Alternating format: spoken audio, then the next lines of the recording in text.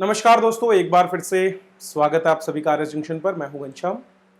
जैसा कि आप सभी जानते हैं, पॉलिटी 1000 एमसीक्यू सीरीज हमने शुरू की है और इस सीरीज के दौरान हमारा ये प्रयास रहेगा कि हम सभी प्रश्नों के माध्यम से पॉलिटी, जो कि एक महत्वपूर्ण हिस्सा रखती है आरएस परीक्षा में, लगभग मानकर चलिए 17% प्रश्न अर्थात 25 प्रश्न 150 में से आपके केवल मात्र पॉलिटी या फिर राजनीति विज्ञान विषय से पूछे जाते हैं, कॉन्स्टिट्यूशन से पूछे जाते हैं।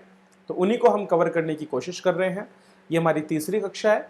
शुरुआती 2 कक्षाओं में हम जो है इंट्रोडक्शन हमारे संविधान का प्राप्त कर चुके हैं। आज की कक्षा में हम सभी संविधान की प्रस्तावना या फिर प्रेम्बल ऑफ द कॉन्स्टिट्यूशन पर चर्चा करने वाले हैं थ्रू द एमसीक्यूज। एमसीक्यूज न केवल आपके फैक्चुअल डेटा को कवर करेंगे, बल्कि इसके साथ साथ कुछ कंसेप्ट बेस्ड क्वेश्चंस जो कि मल्टीपल ऑप्शंस के साथ होते हैं और जिसमें more than one sentence use किए जाते हैं, जैसा कि आरएएस आपके फर्स्ट ग्रेड और बाकी परीक्षाओं में और यूपीएससी में खास करके पूछे जाते हैं, उन सभी को मैं कवर अप करूंगा। तो चलिए शुरुआत करते हैं आज की हमारी कक्षा की और देखते हैं कि हमारी प्रस्तावना से जुड़े कौन से प्रश्न आपके लिए महत्वपूर्ण हो सकते हैं।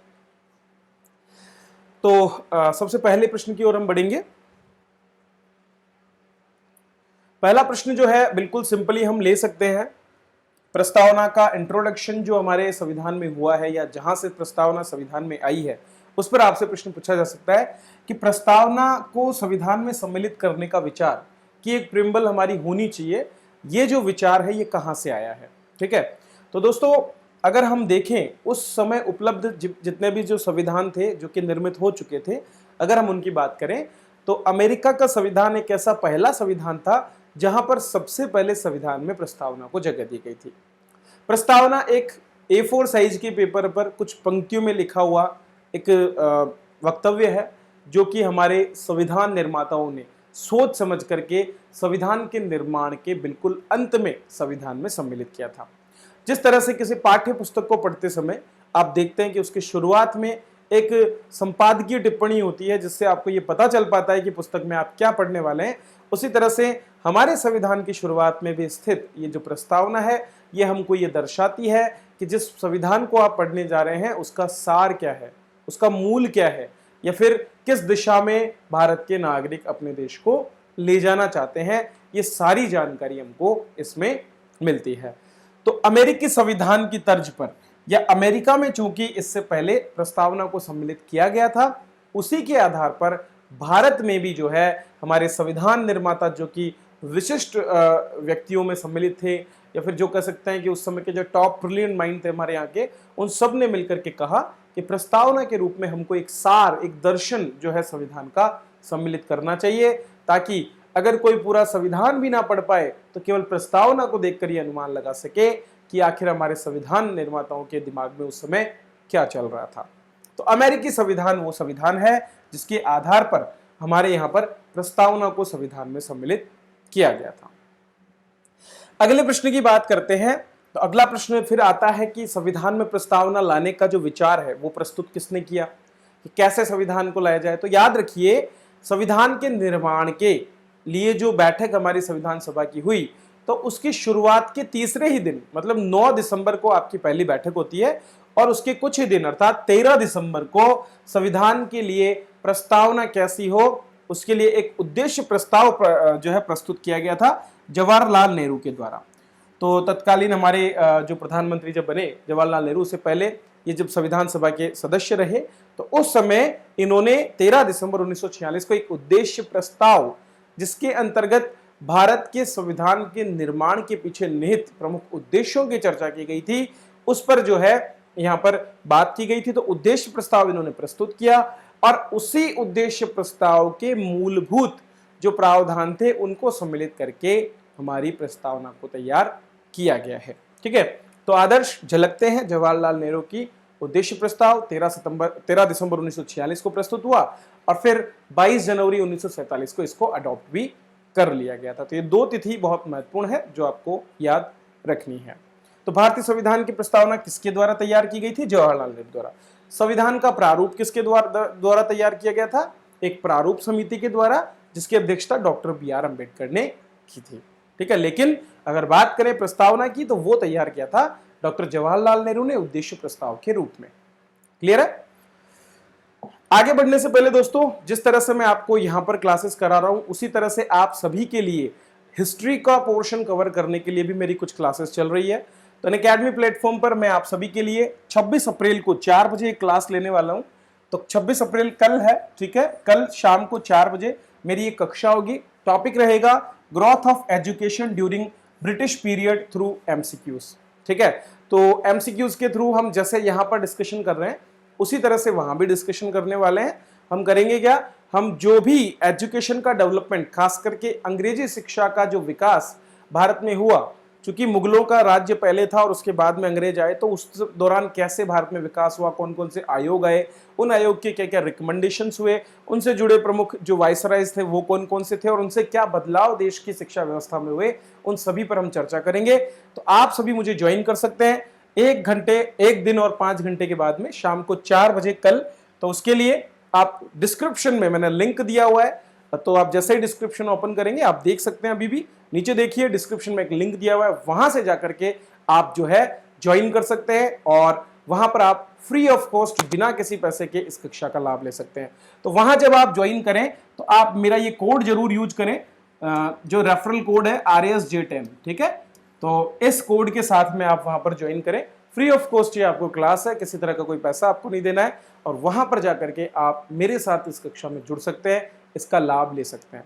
तो खास करके RS की तैयारी करने वाले जितने भी छात्र हैं जो कि 2022 को अपना टारगेट बना के तैयारी कर रहे हैं, वो सभी जरूर मेरे साथ इस कक्षा में जुड़े, क्योंकि RS के सिलेबस में हिस्ट्री का भी बहुत बड़ा योगदान रहता है।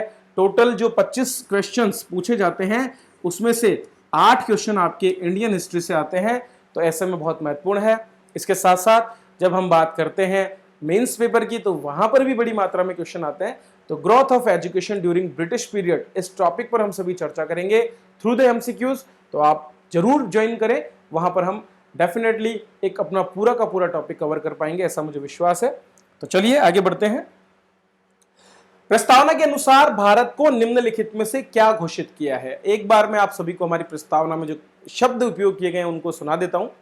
प्रस्तावना की शुरुआत होती है हम भारत के लोग, इस लाइन के साथ में, ठीक है। हम भारत के लोग भारत को एक संपूर्ण प्रभुत्व संपन्न समाजवादी धर्मनिरपेक्ष लोकतंत्रात्मक गणराज्य बनाने के लिए तथा इसके सभी नागरिकों को सामाजिक, आर्थिक एवं राजनीतिक न्याय, विचार, अभिव्यक्ति, विश्वास, धर्म एवं उपासना की स्वतंत्रता, प्रतिष्ठा एवं अवसर की समता तथा व्यक्ति की गरिमा सुनिश्चित करने और देश की एकता एवं अखंडता को बढ़ाने वाली बंधुता को सुनिश्चित करने के लिए आज दिनांक 26 नवंबर 1949 मितिमाक्षिक शुक्ल सप्तमी को एतद द्वारा इसे अधिनियमित, अंगीकृत और आत्मार्पित करते हैं। इस तरह से उसमें ये लिखा हुआ है। तो आपको ये क्रम याद रहने चाहिए कि किन शब्दों का प्रयोग किस क्रम में किया गया है। तमिलनाडु PSC के अंदर ये प्रश्न पूछा गया था और इसी तरह का प्रश्न हो सकता है RPSC भी पूछ ले, क्योंकि प्रश्न जैसे जैसे कम होते जाते हैं वैसे ही डाइवर्सिफाई क्वेश्चन आने की संभावनाएं बढ़ जाती है, ठीक है।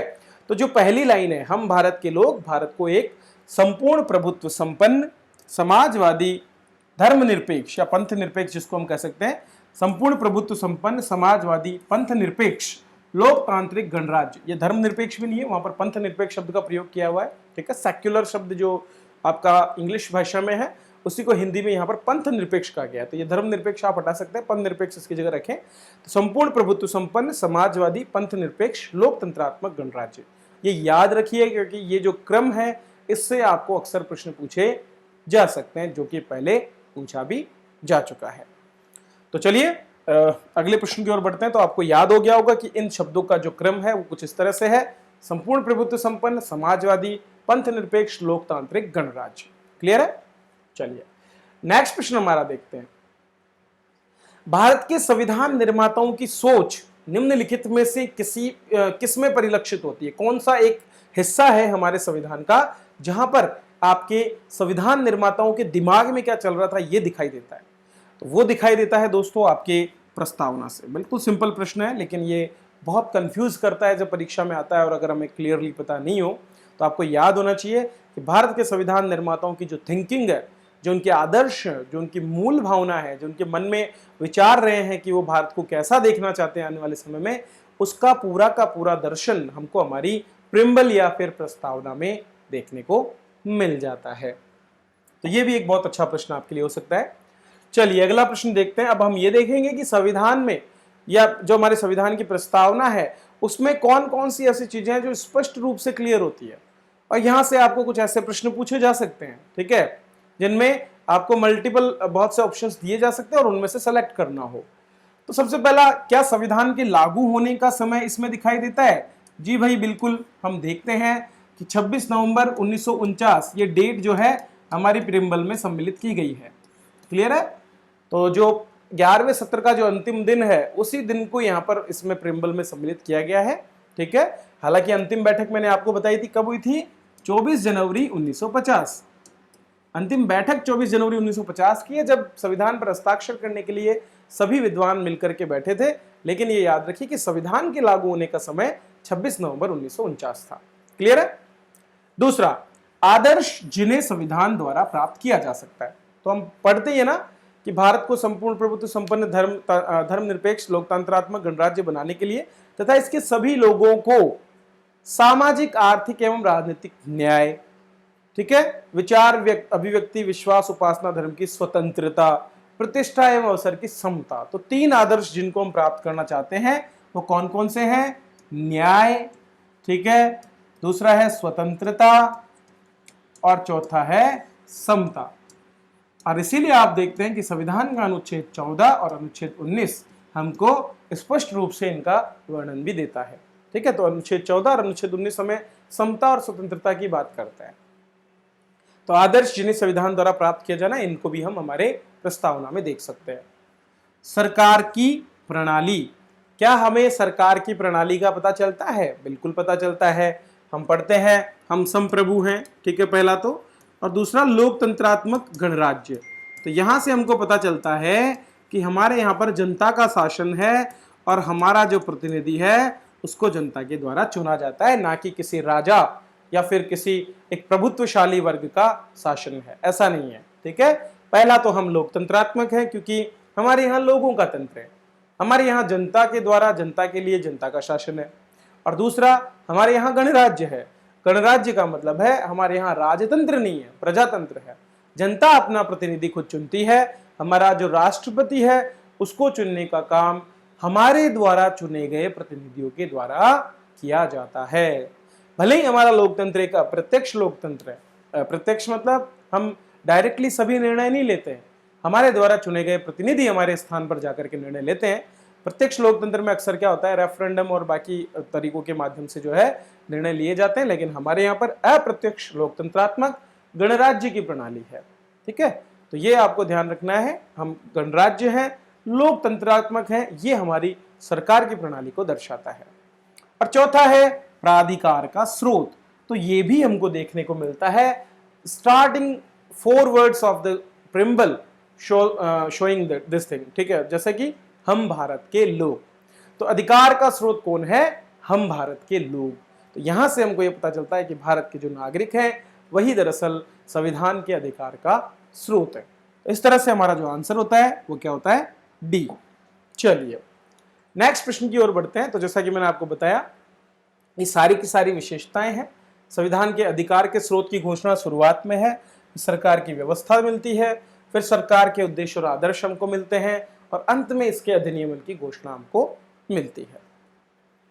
प्रश्न संख्या 6 को हम देखते हैं। दरअसल अब हम आ गए हैं हमारे संविधान में उपयोग किए गए एक शब्द संप्रभु, ठीक है, संपूर्ण प्रभुत्व संपन्न। ये जो शब्द प्रयोग किया गया है उसका यहाँ पर क्या तात्पर्य ये हम समझेंगे। तो निम्नलिखित में से कौन सा एक प्रावधान है जो भारत की संप्रभुता को सीमित करता है? मैंने आपको बताया था कि 1949 में भारत द्वारा राष्ट्रमंडल की सदस्यता ग्रहण की गई थी और यह काम भी संविधान सभा के द्वारा किया गया था।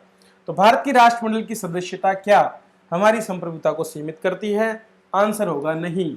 हम अपनी स्वेच्छा से केवल इसके अध्यक्ष हैं और ब्रिटेन को इसका प्रमुख माना है, लेकिन कहीं भी हमारे निर्णय लेने की प्रक्रिया में ये बाधक नहीं है। दूसरा है, क्या भारत की संयुक्त राष्ट्र की सदस्यता हमारी संप्रभुता को सीमित करती है? बिल्कुल नहीं। हम अंतर्राष्ट्रीय संस्थान होने की वजह से संयुक्त राष्ट्र के सदस्य हैं ताकि लोगों के बीच में प्रेम, सौहार्द और मिलजुल करके काम करने की भावना बनी रहे, लेकिन कहीं पर भी इससे हमारे व्यक्तिगत निर्णय लेने, देश के हित में निर्णय लेने पर कोई आंच नहीं आ सकती। भारत की सार्क की सदस्यता, तो दक्षिण एशियाई क्षेत्र में शांति बनी रहे और देशों के बीच सौहार्द रहे, इसके लिए हम इसके सदस्य बने हैं, लेकिन इससे भी हमारी संप्रभुता पर कोई आंच नहीं आती है। तो हमारा आंसर क्या हो जाएगा? उपरोक्त में से कोई नहीं, अर्थात इन तीनों में से कोई भी ऐसा प्रावधान नहीं है जो भारत को खुद के निर्णय लेने से रोकता हो। संप्रभुता का मतलब है भारत जब चाहे तब अधिग्रहण के माध्यम से अन्य क्षेत्रों को अपने अंदर सम्मिलित कर सकता है, और चाहे तो जिन क्षेत्रों पर आज उसका अधिकार है उन्हें अपनी इच्छा से छोड़ भी सकता है। जैसे कि अभी हाल ही में 100वां संविधान संशोधन करके भारत और बंगाल के बीच में भी कुछ क्षेत्रों का, बांग्लादेश और भारत के बीच में कुछ क्षेत्रों का आदान प्रदान किया गया था। तो ये हमने अपनी इच्छा से किया, ठीक है, और ऐसा करने के लिए हम पूरी तरह से स्वतंत्र हैं। अगला हमारा प्रश्न हम पढ़ते हैं। बात आती है अब स्वतंत्रता की। तो निम्नलिखित में से किस प्रकार की स्वतंत्रता को संविधान की प्रस्तावना में शामिल नहीं किया गया है? यह आपको बताना है कौन सी स्वतंत्रता संविधान में शामिल नहीं है, ठीक है। तो जैसा मैंने आपको बताया था, विचार, अभिव्यक्ति, विश्वास, धर्म और उपासना, इन 4-5 शब्दों की हमको है।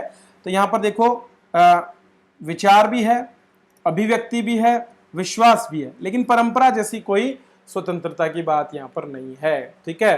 तो विचार, अभिव्यक्ति, विश्वास, इसके बाद में धर्म, ठीक है, और एक उपासना। धर्म और उपासना में भी एक अंतर है। धर्म उस पंथ या उस मार्ग को दर्शाती है जिसका आप अनुसरण करते हैं। उपासना ईश्वर को ध्यान करने की, ईश्वर को प्राप्त करने के तरीके से।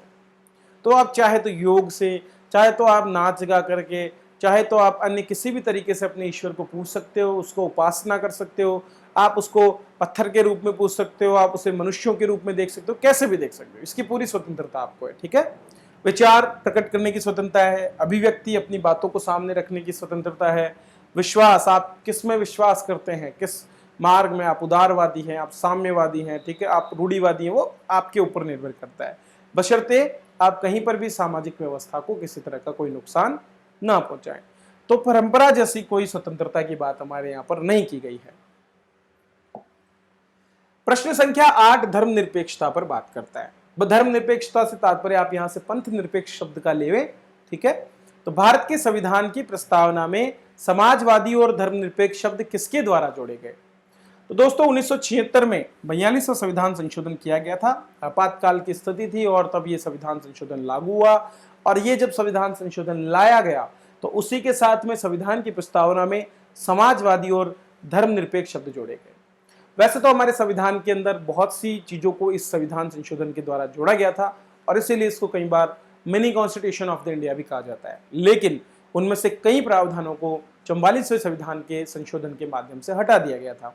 हालांकि ये शब्द इनको नहीं हटाया गया, क्योंकि कहीं से भी इनसे देश में लोकतंत्रात्मक राज्य को कोई खतरा नहीं था, ठीक है।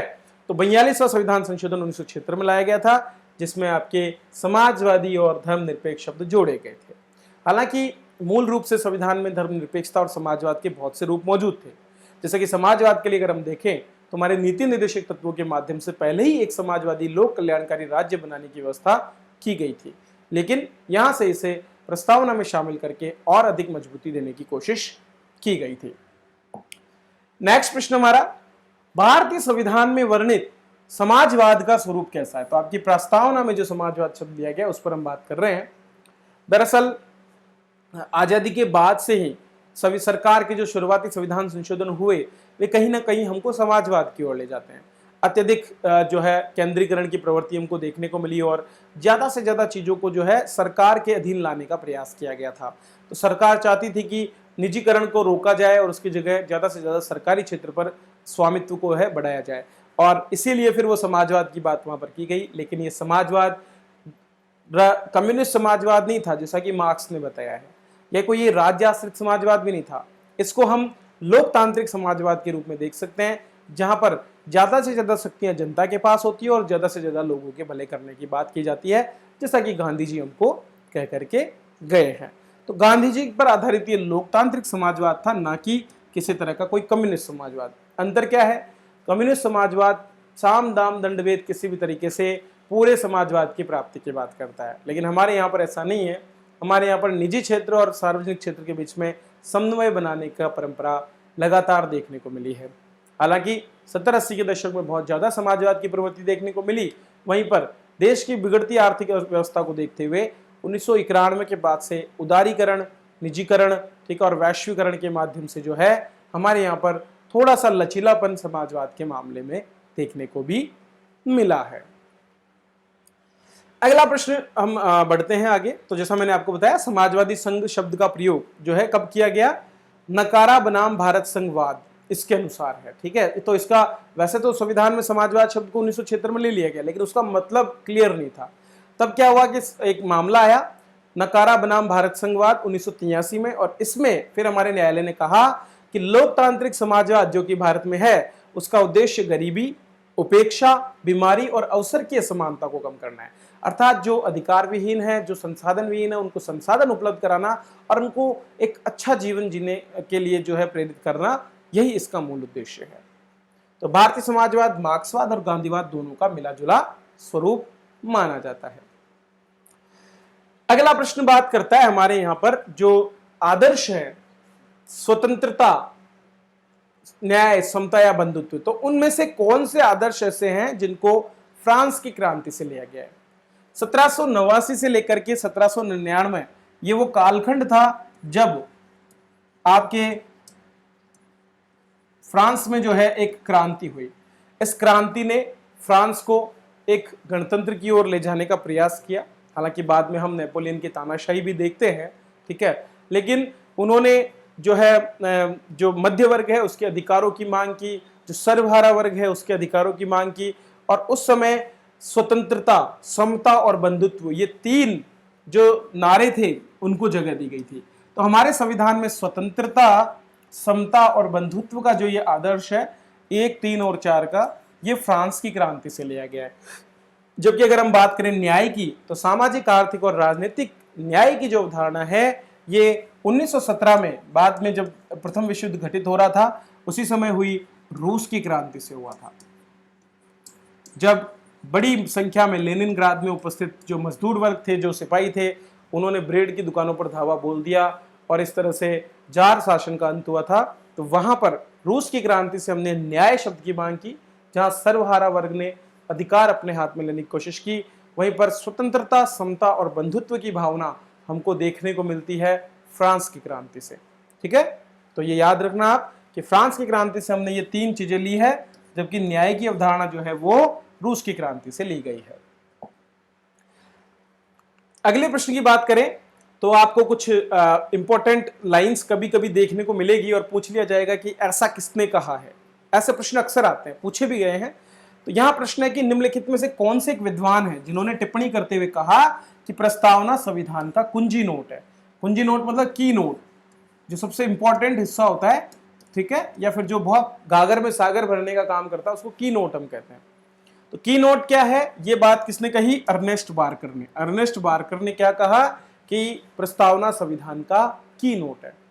तो वो कुछ और भी हमारे पास विद्वान है, जैसे कि सर अल्लादी कृष्ण स्वामी अय्यर थे, उन्होंने संविधान की प्रस्तावना को हमारे दीर्घकालिक सपनों का विचार कहा। ऐसा उन्होंने क्यों कहा? ऐसा उन्होंने इसलिए कहा क्योंकि लगातार 200 वर्षों से हम गुलामी की बेड़ियों से जो जकड़े हुए थे उससे मुक्ति की प्रयास कर रहे थे, और एक लंबे समय के बाद हमारा ये सपना पूरा हुआ था कि हम अपना संविधान खुद बना पाएं। तो ऐसे में अपने उन सपनों में जो विचार हमने संजोए थे कि क्या क्या हम आने वाले समय जब स्वतंत्र हो जाएंगे तो अपने देशवासियों को देने वाले हैं, उन विचारों को इन्होंने दर्शाया है। के.एम. मुंशी ने हमारे प्रस्तावना को हमारे संप्रभु लोकतांत्रिक गणराज्य का भविष्य फल का है। उनका कहना है कि यदि संविधान को सही तरीके से लागू किया जाए और संविधान की निहित भावना को समझ लिया जाए तो जो भविष्य हमारा होने वाला है वो प्रस्तावना में देखा जा सकता है। तो अगर हम सामाजिक, आर्थिक, राजनीतिक न्याय को प्राप्त कर लें, ठीक है, या फिर विचार, अभिव्यक्ति, विश्वास, उपासना, धर्म की स्वतंत्रता लोगों को दे दें, या प्रतिष्ठा, अवसर की समता सभी को मिल जाए, तो क्या एक तरह से हमारे जो विद्वान हैं, जो उनकी जो इच्छा है, क्या उसकी पूर्ति नहीं हो जाएगी? और क्या वो आने वाले भविष्य का भारत नहीं होगा? तो हमारा भविष्य फल, होरोस्कोप जो है वो के.एम. मुंशी ने इसको कहा है। पंडित ठाकुरदास भार्गव ने तो इसको काफी कुछ कहा है, जैसे कि इसे सबसे सम्मानित भाग माना है, संविधान की आत्मा माना है। अगर हम अंबेडकर जी की बात करें तो उन्होंने कैसे माना है? उन्होंने संवैधानिक उपचारों के अधिकार को संविधान की आत्मा माना है, जबकि ठाकुरदास भार्गव ने यहाँ पर संविधान की प्रस्तावना को इसकी आत्मा माना है। उन्होंने इसे संविधान की कुंजी भी कहा है और संविधान का आभूषण भी कहा है। अंतर क्या है? बर्कर ने इसे कुंजी नोट कहा है, जबकि इन्होंने कुंजी चाबी का है, की। ठीक है, संविधान की चाबी। तो संविधान को खोलना है तो की के रूप में काम करता है। और ये संविधान का आभूषण, अलंकार, जैसे महिला के गले में एक हार शोभा देता है, उसी तरह से ये प्रस्तावना हमारे संविधान के प्रथम पृष्ठ पर शोभायमान रहती है। तो ये सारा हमको यहां से पता चलता है। अगला प्रश्न अब कुछ मुकदमों से या फिर संविधान की प्रस्तावना को लेकर के कि क्या ये संविधान का भाग है या नहीं है, या इसको संशोधित किया जा सकता है, ऐसे बहुत से मुद्दे लगातार चलते रहे हैं। ठीक है, तो बात करें तो निम्नलिखित में से कौन सा एक मुकदमा था जहां कहा गया कि प्रस्तावना संविधान का भाग ही नहीं है। विद्वानों ने, हमारे जो सर्वोच्च न्यायालय के न्यायाधीश है, उन्होंने ये मानने से इनकार कर दिया कि संविधान का भाग प्रस्तावना को माना जाए। तो पहला मामला जो बेरूबाड़ी संघ मामला 1960 में हुआ था, उस मामले में दरअसल ऐसा कहा गया था कि संविधान का भाग प्रस्तावना को नहीं माना जा सकता, जबकि उसके बाद के मामलों में, केशवानंद भारती मामले में और LIC ऑफ इंडिया मामले में, इसे पलटते हुए ये कहा गया कि नहीं, प्रस्तावना को संविधान का भाग माना जाएगा, ये संविधान का भाग है। तो ये एक बहुत इंपॉर्टेंट प्रश्न था। चलिए अगला प्रश्न देखते हैं। निम्नलिखित में से, अब आपको ये सेंटेंस है, आपको बताना है कि संविधान की प्रस्तावना इनमें से किस सेंटेंस के साथ सबसे सही मेल खाती है। पहला है संविधान का भाग है लेकिन कोई कानूनी प्रभाव नहीं है। दूसरा है संविधान का भाग नहीं है, कोई कानूनी प्रभाव नहीं है। तीसरा है संविधान का भाग है, अन्य भागों की तरह ही कानूनी प्रभाव है। और चौथा है संविधान का भाग है लेकिन अन्य भागों से स्वतंत्र होकर प्रभावी नहीं है। यह प्रश्न आपके UPSC CSE में पूछा गया था। तो इस प्रश्न से हमको यह पता चलता है कि दो चीज, क्या प्रस्तावना संविधान का भाग है, पहला, और दूसरा, क्या ये कानूनी रूप से लागू करने योग्य है, जैसा कि मूल अधिकार है। तो जैसे मूल अधिकारों को हम देखते हो कानूनी रूप से प्रभावी है, नीति निर्देशक तत्वों को देखते हैं तो वो प्रभावी नहीं है। तो क्या हमारी प्रस्तावना मूल अधिकारों की तरह कानून द्वारा लागू किए जाने योग्य है, या फिर हम ये कह सकते हैं कि क्या इनको लेकर कोई व्यक्ति न्यायालय का दरवाजा खटखटा सकता है? तो उत्तर होगा नहीं। पहले प्रश्न का जवाब तो हमारे कुछ वाद में दे दिया कि संविधान का भाग है।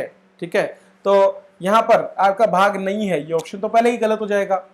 दूसरा, क्या ये कानूनी रूप से प्रभावी है? तो हम कहेंगे कि जी बिल्कुल ये कानूनी रूप से प्रभावी है, लेकिन कानूनी रूप से ये प्रभावी अकेले नहीं है। आप अकेले इसको लेकर के और कानून बनाने की बात नहीं कर सकते, ये हमेशा किसी न किसी अनुच्छेद के साथ लागू होगी। संविधान के अंदर जो बात कही गई है उसके समर्थन के लिए ये प्रभावी हो सकती है, लेकिन उनके विरोध में जाकर के या फिर अकेले अपने आप के बूते पर इसे कानून के द्वारा स्थापित नहीं किया जा सकता। मतलब कहने का है कि मान लीजिए नीति निर्देशक तत्वों की पूर्ति की अगर हम बात कर रहे हैं और वहां पर अगर उनको प्रस्तावना से सपोर्ट हमको करना है, तब तो ये वहां पर प्रभावी है। लेकिन अगर आप उसके विरोध में कोई बात आप कहना चाहते हैं और फिर आप प्रस्तावना को लागू करते हैं तो ये प्रभावी नहीं है। तो ये संविधान के जो अन्य भाग है उनसे स्वतंत्र होकर नहीं बल्कि उनके साथ में प्रभावी है, उनसे स्वतंत्र होकर कानूनी रूप से प्रभावी नहीं है। तो हमारा आंसर यहां पर डी हो जाता है। अगला हमारा जो प्रश्न है वो क्या है, हमारे संविधान की प्रस्तावना के संबंध में कौन सा कथन सही है? तो कथन आप देख लीजिए। पहला, संविधान का हिस्सा नहीं है, ठीक है, प्रस्तावना के बारे में। दूसरा, संविधान की भावना समाहित है। तीसरा, संविधान द्वारा प्रदत्त शक्तियों पर एक सीमा है। और चौथा, इनमें से कोई नहीं। पहला तो वैसे ही गलत हो गया क्योंकि मैं बोल चुका हूं कि संविधान का भाग इसे माना गया LIC मामले में और केशवानंद भारती मामले में। संविधान द्वारा प्रदत्त शक्तियों पर एक सीमा है, तो यह भी गलत है। ना तो ये संविधान पर कोई सीमा लगाती है, ना ही कोई शक्ति प्रदान करती है। दोनों ही मामलों में ये बात गलत हो जाती है। क्या संविधान की भावना है? बिल्कुल है। संविधान के आदर्श, संविधान निर्माताओं के विचार, उनके सपने, वो सारे के सारे हमको इसमें दिखते हैं। तो कहीं ना कहीं संविधान की जो मूल भावना है कि कैसा देश होना चाहिए, कैसा भविष्य होना चाहिए, उसे ये दर्शाती है। चलिए हमारा अंतिम प्रश्न देख लेते हैं। प्रस्तावना के संबंध में कौन सा कथन सही नहीं है? तो पहला ही दिख रहा है हमको कि ये कानून की अदालत में लागू करने योग्य नहीं है। दूसरे को देखें कि सुप्रीम कोर्ट के अनुसार ये संविधान का हिस्सा नहीं है, तो ये गलत है। वर्तमान में इसे हिस्सा माना गया है। इसे 2 बार संशोधित नहीं किया गया है बल्कि 1 बार संशोधित किया गया है। तो हमारा आंसर हो जाएगा ए, कि ये कानून की अदालत में लागू करने के योग्य नहीं है। ठीक है, तो दोस्तों ये कुछ 15 के करीब प्रश्न थे जिन पर मैंने आपसे चर्चा की है। उम्मीद करता हूं आपको ये काफ़ी पसंद आ रहे होंगे। तो मेरा कहना है कि अगर आप इस कक्षा को अंत तक देख रहे हैं तो आप जरूर मेरे साथ जुड़े अनअकैडमी पर, जहाँ पर मेरी कल शाम को 4 बजे क्लास है। लिंक मैंने डिस्क्रिप्शन में दिया है, आप वहाँ से जाकर उसे ज्वाइन कर लें, नोटिफाई कर लें, ताकि जब क्लास शुरू हो तो आपको नोटिफिकेशन मिल जाए। इसी तरह से मैं आपके लिए क्लासेस लाता रहूँगा, पॉलिटी हम कवर करेंगे। इन्हीं क्वेश्चंस को मैं आपको कोशिश करूँगा कि टेस्ट सीरीज फॉर्मेट में भी अपनी एप्लीकेशन पर अवेलेबल करा सकूँ। तो वहाँ से आप अपनी प्रैक्टिस जब करना चाहेंगे या लास्ट टाइम रिवीजन जब करना चाहेंगे तो आपको काफ़ी बेनिफिट उससे मिल जाएगा। चलिए, तो इसी के साथ मैं आपसे विदा लेता हूँ। वीडियो को लाइक जरूर कीजिए, शेयर कीजिए, सब्सक्राइब कीजिए और हमारा टेलीग्राम चैनल जिसका लिंक मैंने डिस्क्रिप्शन दिया है उसे भी आप ज्वाइन कर सकते हैं। धन्यवाद।